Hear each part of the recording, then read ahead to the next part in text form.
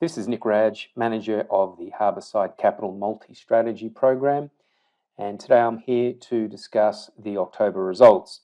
Now, for new viewers, the multi-strategy program is a genuine high-growth strategy that invests in both the Australian and US markets using direct equities.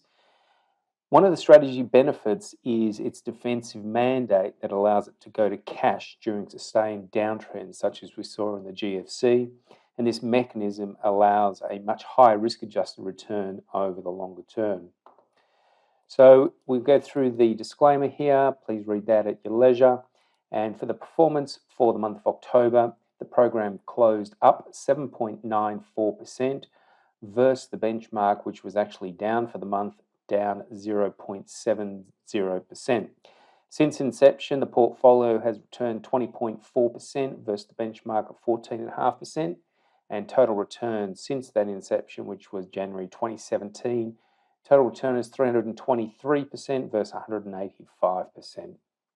So the key highlights for the month: Australia, another good performance there. It continues to contribute to the bottom line. New listeners may not know that the last 18 months, the Australian market has been tracking sideways. So it's been very, very difficult to pull some profits out of that market. And the US market has really been doing the heavy lifting for that time. Now, in the last couple of months, that seems to have switched down a little bit, the Australian market contributing nicely. On the subject of Australia, unlikely we're going to get a rate cut this month. And even though inflation has eased, it's not enough so far for the Reserve Bank.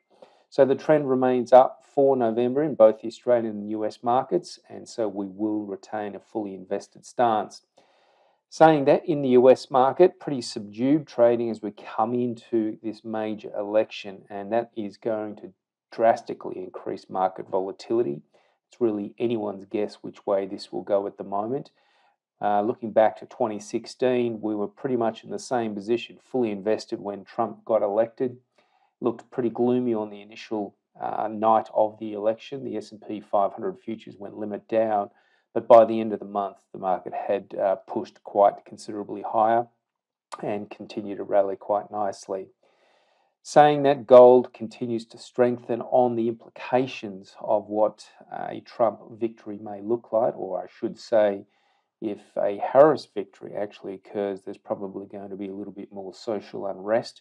And I think that's why we're seeing, part of the reason at least, why we're seeing gold push higher. So looking at the individual performers for the portfolio in Australia, really that's where all the hard work was done. HMC Capital up 24% for the month of October. Nuix was up 18% and Pinnacle Investment Management was up 11%. The biggest loser in the Australian market was Tuas, down 4.8%. It did have a very good month last month, so it's not surprising that it has a little bit of consolidation and give back. In the US, really not much was going on. AppLoving, APP is the code. It was 29.8% higher for the month of October, and that came on the back of a 40+% rise in the month of September. So that stock is really powering at the moment, and again, I wouldn't be surprised to see a little bit of give back in that.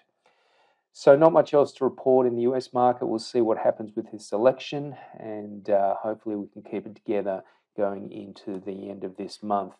As usual, if you've got any questions, please feel free to contact me. I can be contacted on nick@thechartist.com.au.